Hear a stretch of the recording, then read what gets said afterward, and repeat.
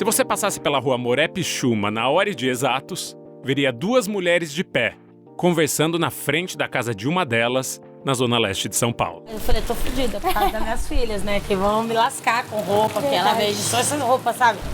Cropped e tal, e minhas filhas estão nessa fase, né? Chove na capital paulista, anunciando que o verão tá chegando com tudo. Aí minhas filhas só querem, né? Eu já falei pra elas, vocês não veem não com esses shortinhos curtos, só que vocês podem parar. Não deixa eu doida não. Essa é a Thaís. Ela tem 35 anos e é a mãe de um menino e de duas meninas. Ela joga a conversa fora com a produtora Beatriz Trevisan. É isso que eu acho engraçado, porque, por exemplo, como eu fiquei muito tempo na Casa Vida, então assim, até meus 14 anos, eu brincava de Barbie, de boneca e tal. E hoje, minha filha de 11 tem um vidro. Então você imagina, é um choque, né? Pra quem vê de longe, é só mais uma fofoquinha de bairro. Mas quem vê de longe, nem imagina a vida surreal de Thaís. Ninguém diria que essa mulher um dia conheceu a pessoa mais famosa do mundo. Uma princesa. E que ganhou colo de uma princesa. Teve seu momento de contos de fada. Nós vamos olhar de perto para essa história e contar o dia que Thaís, aos 3 anos de idade, foi envolvida pelos braços de Lady Di.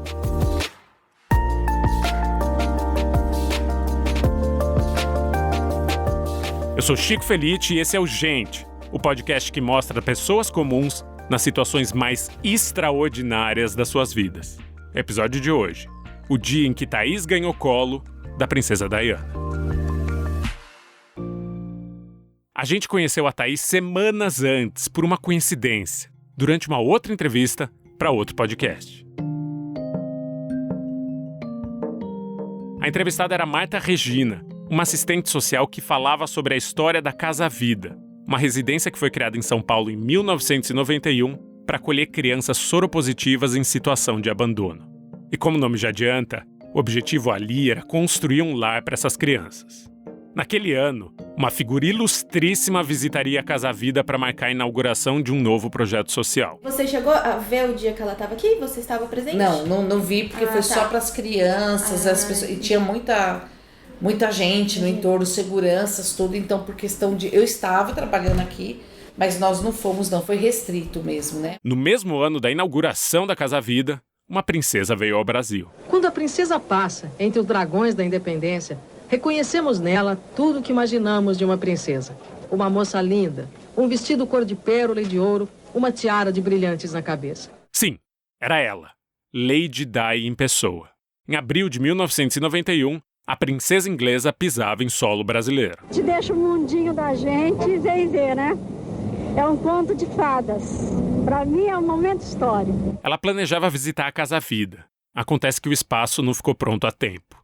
Mas isso não foi um problema para a princesa. Se teve gente que viu só de relance e gostou, gente que não viu nada e também gostou, imagina os escolhidos.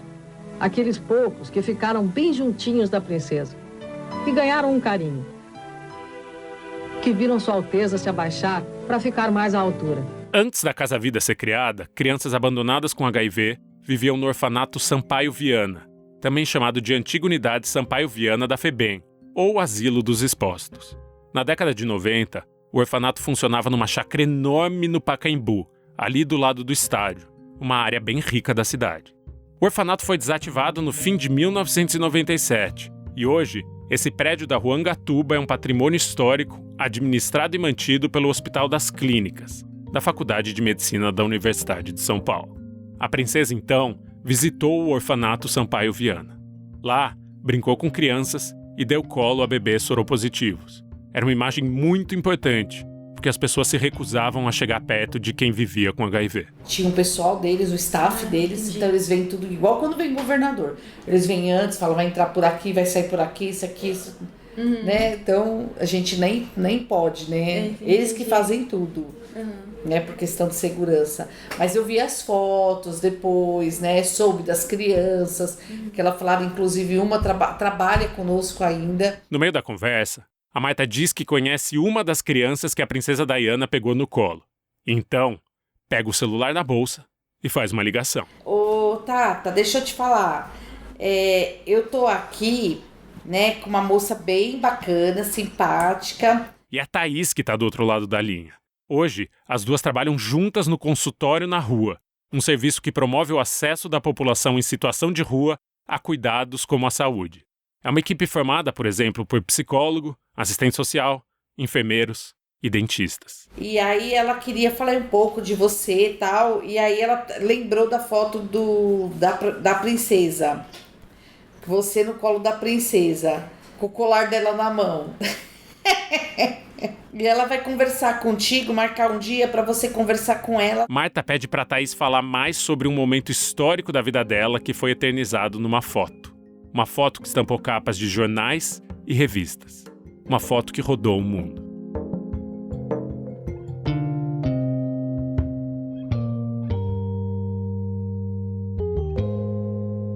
Corta para o fim de novembro de 2022. Bom, meu nome é Thaís, né? Tenho 35 anos. Eu passei na Casa Vida minha infância inteira, então eu cresci lá desde quando eu era bebê até os meus 18 anos. Thaís era uma bebê soropositiva que foi para Sampaio Viana logo depois que nasceu. E de lá, passou a infância e a adolescência na Casa Vida. E você tinha quantos anos quando entrou na Sampaio Viana? Eu era bebezinha, era. Bebezinha. Aí depois eu cresci lá na FEBEM e eu fui pra Casa Vida, eu acho que eu tinha 2,5, 3 anos. Que foi onde eles abriram a casa, enfim, né? E eu fiquei lá até os meus 18 anos. E assim, a Casa Vida é uma estrutura, uma base familiar que eu tive, né? Porque como eu não conhecia meus familiares, então a gente se considerava lá como irmãos. E o Padre Júlio a gente tinha referência como pai, né? E as tias, assim, a gente tinha vínculo com uma, outras não, enfim. O Padre Júlio, que ela fala aqui, é o Padre Júlio Lancelotti, que foi um dos criadores e coordenador da Casa Vida. Uma das primeiras lembranças da vida de Thaís é do orfanato Sampaio Viana. Eu tenho uma lembrança da Sampaio Viana que a gente ficava num quartinho escuro, sabe? Com uma TV ligada. Eu lembro disso. É que, quando bebês em situação de vulnerabilidade com HIV eram levados para o orfanato, eles eram colocados em quartos isolados das outras crianças. O prédio acolhia cerca de 600 crianças de até 7 anos. E eu lembro assim, tipo, um quarto branco também, que a gente ficava isolada. Então, assim, flashes de memória, não muitas coisas, mas alguns flashes de memória. Na década de 80 e o começo dos anos 90, o vírus da imunodeficiência humana causava medo ao redor do mundo. Antes de existirem tratamentos eficazes, pessoas que viviam com HIV eram marginalizadas. Ainda são, mas era pior.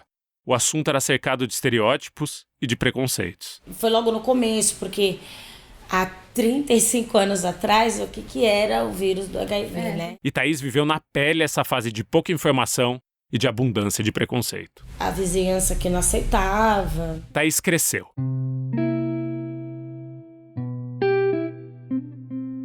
Chegou na adolescência. Cada aniversário que fazia era como anunciar para uma sociedade que apostava contra ela. Vocês estavam errados. Mas a Thaís não romantiza sua luta nem sua dor. Diz que era difícil lidar com muitas situações. Como começar a ir para a escola com crianças que tinham uma vida bem diferente da vida dela? Foi péssimo. Porque é o seguinte, a gente, na verdade, quando a gente era pequeno, a gente meio que não entendia muito bem o que era, como era, porque afinal de contas éramos crianças, né? Então a gente não tinha muito entendimento. Só que assim, algumas situações ficavam estranhas, sabe? Tipo, a gente tinha que ir de perua pra escola, voltava. Eu tinha vergonha de falar que eu morava em abrigo, sabe? Eu queria ser normal, comum, como todos, sabe? Ser tratado igual e tal. Então a gente se escondia quando a gente ia pra escola, com a filha a gente se abaixava pra ninguém ver a gente. O maior desejo de Thaís era só ser uma criança comum. Ter uma infância comum, uma rotina comum e ser vista como só mais uma das crianças, igual a todas as outras. Então, assim, foi umas fases de descobrimento que a gente vai convivendo com outras crianças, então a gente vai vendo o mundo de outra forma. Então a gente não queria estar naquele mundo assim, sabe? Naquela... a gente é excluído da sociedade e tal, não sei o quê, enfim. E o que existia na infância da Thaís, que ao mesmo tempo era muito incomum e muito comum, era a presença da perda. A Jurema era mais velha que eu. Então tinha a Jurema, a Angélica e eu. Então assim, a gente era a nossa turminha, a gente tinha, que eram as mais velhas e tal. Então assim, a gente foi se descobrindo, e uma contando pra outra. Eram irmãs mesmo, cúmplices, sabe? Uma fazia alguma coisa, a outra cobria e tal, enfim. E quando a Jurema faleceu, pra mim foi um baque, sabe? Tipo, eu perdi uma base, porque eu me baseava nela. A vida de Thaís definitivamente passou longe de ser uma vida comum. Ela foi protagonista de cenas que poderiam estar na tela dos cinemas. E agora, ela vai contar pra gente um dos clímaxes inacreditáveis da sua vida. O dia em que ela teve nos braços da princesa Diana.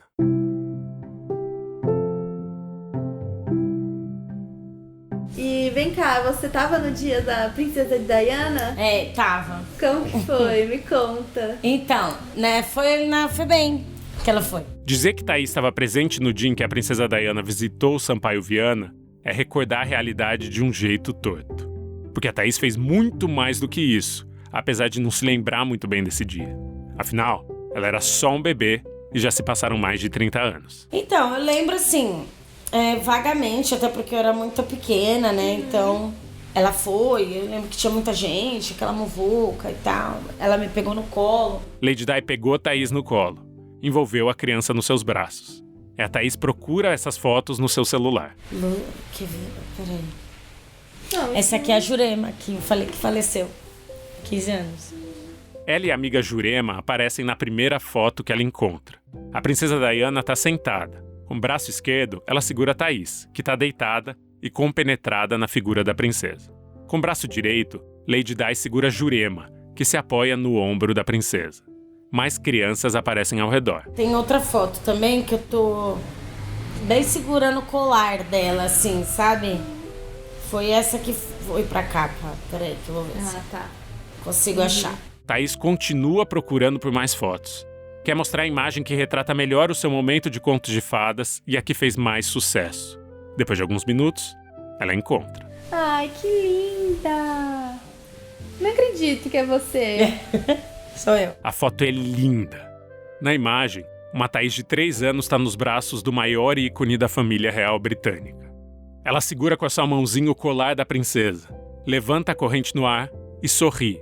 Parece admirada com a joia. Todo mundo falou assim que eu fiquei admirada com o colar dela, realmente.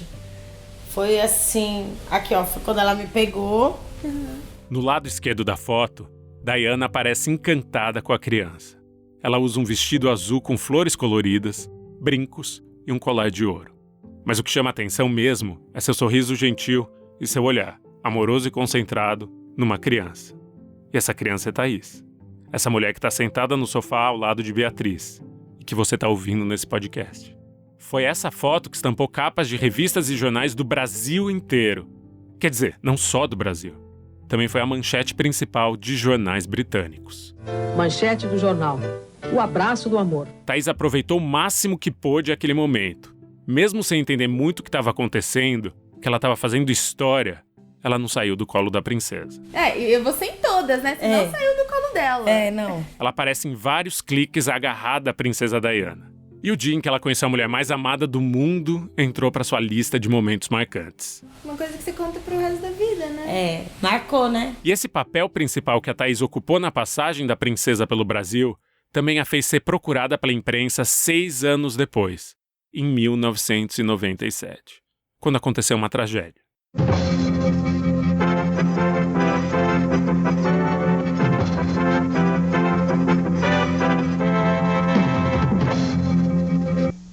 A morte da princesa de Gales. Diana não resistiu aos ferimentos e morreu ainda há pouco no hospital Pitié-Salpêtrière, em Paris.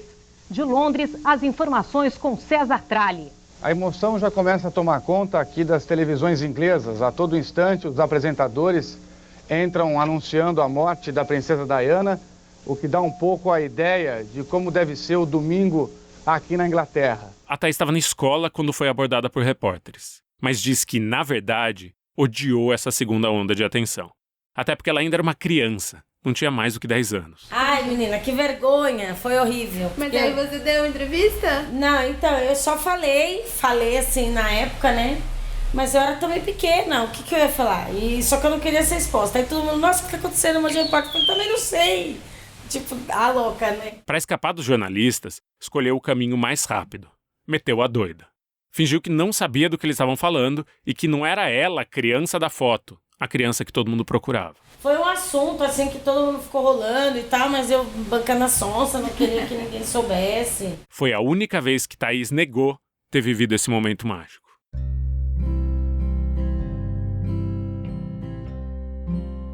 Aos 18 anos, Thaís saiu da Casa Vida e foi enfrentar o mundo sozinha.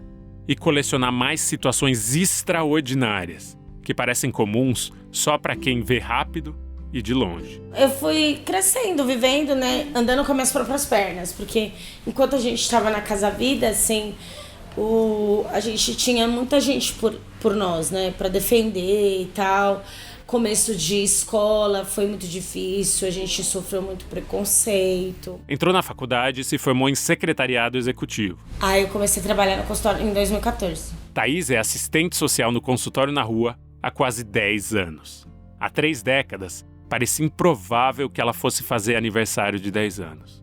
Hoje, ela comemora esse tempo num emprego que significa muito pra ela. Eu gosto porque, assim, eu me identifico também, né? Porque, às vezes, aqueles que ninguém quer, sabe? Os excluídos. E aí é bom, eu gosto de fazer esse trabalho. E o trabalho é bem puxado. Eu entro às 7 e saio às 4. Mas tem finais de semana que eu entro às 9 e saio às 18. Ou entro às 1 e saio às 10 da noite. Então, assim, é finais de semana que eu trabalho feriado, por exemplo, esse que passou eu trabalhei. Aí a gente fica meio transtornado, sabe? Em 2022, ela mora com os 3 filhos numa casa em Sapopemba, na zona leste de São Paulo. Aí já são 3 pré-adolescentes, né? Porque Então, pré-adolescente. o Luiz tá com 14, a Letícia tá com 13 e a Júlia vai fazer 12 em janeiro. É mãe solo. Era eu e eu, sou o pai e a mãe deles, né? E dá risada quando comenta sobre como é ser mãe de 3 pré-adolescentes. Aí todo mundo, que bonitinho, vão crescer tudo junto, não sei o quê. Eu falei, tá. Bonito. Até crescer, eu vou ficar louca, né? Porque dava trabalho essas crianças, viu? Nossa Senhora. Aí agora eu tô dando trabalho dobrado. Porque agora minha filha, que vai fazer 12 anos, eu descobri que ela tem vida, né? Uma cartinha de amor, encontrei lá nas coisas dela. Lá fora, a chuva não dá trégua. Foi uma época que a gente não entendia bem. Meu Deus do céu, vai cair o mundo. Mas Thaís não se assusta com a chuva. Ela já viu seu mundo caindo algumas vezes. E revirado do avesso. E desvirado do avesso. E às vezes tão maluco que parecia ter sido retirado de um roteiro de ficção. Thaís sabe, mais do que ninguém, que é na vida real que as coisas mais impressionantes acontecem.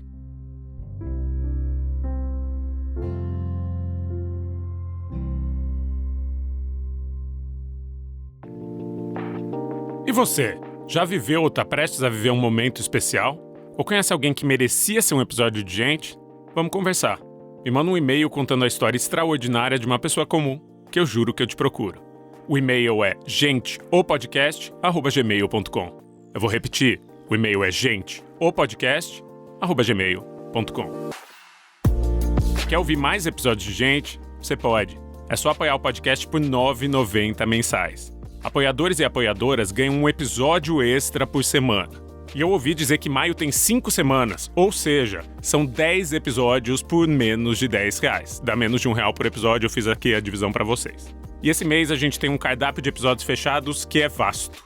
Tem desde o Thiago, que se muda para um apartamento em Londres, e descobre que lá morava um outro Thiago, que também era brasileiro, e foi preso por tráfico de drogas, até eu voando sem calmante pela primeira vez em 20 anos e me humilhando em áudio pra vocês. Muito obrigado pra quem assina o podcast. É graças a vocês que ele existe. Gente é um podcast da Pachorra Felite Áudios, Livros e Filmes. Eu sou Chico Felite, criador, roteirista e apresentador. A Beatriz Trevisan é coordenadora de produção do podcast Gente e a Maria Leite é produtora. O Lu Alencar fez a direção sonora e a edição desse episódio. A belíssima capa do podcast é um desenho da Catarina Pignato. A Domênica Mendes cuida das gerências dos canais de Gente. E o Pedro Fida faz os Business Affairs, eu ainda vou descobrir o que é isso. Esse episódio foi gravado em São Paulo, na agência de podcasts. Obrigado e até semana que vem.